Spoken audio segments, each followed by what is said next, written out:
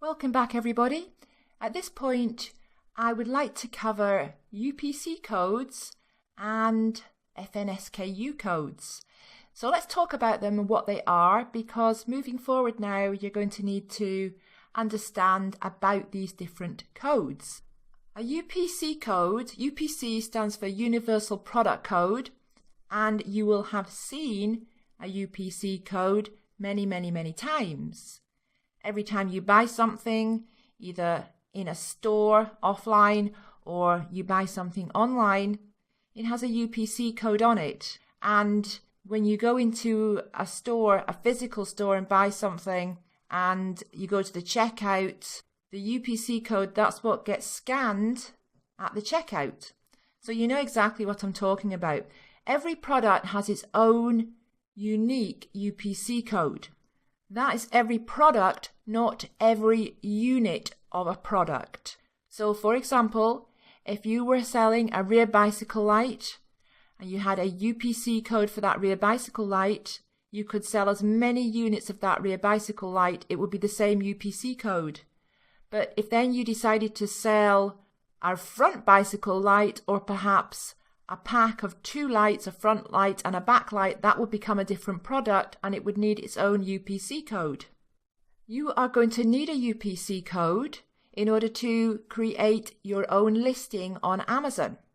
On the PDF handout that goes with this lecture, you're going to find out where to get one, and you can get them for $5. There is a website, there are a couple of websites on the handout that goes with this lecture. So you will only need one UPC code to begin with, because you're only going to be selling one product. And when you purchase a UPC code, you're just purchasing the number.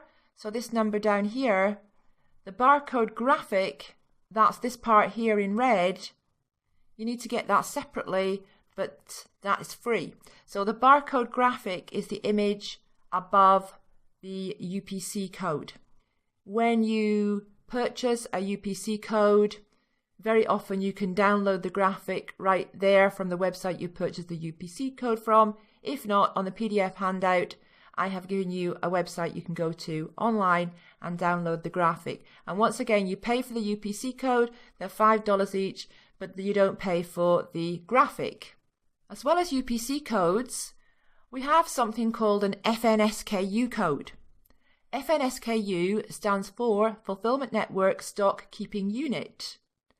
And this is Amazon's own barcode. And every item at the FBA warehouse has an FNSKU code.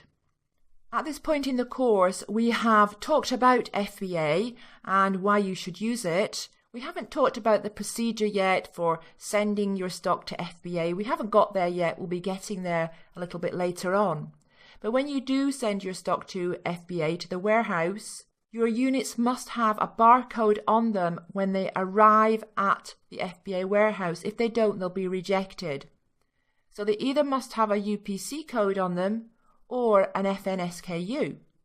If they have a UPC code on them, Amazon will affix their own FNSKU label over the top of your UPC code.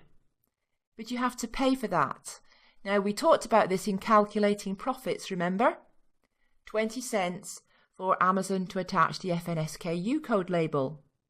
Therefore, it makes sense to put your own FNSKU code label on the items. Either you do it yourself or you have it done at a third-party inspection company such as FBA Inspection. Because if you have the FNSKU code on your items, you don't need to have the UPC code on your items.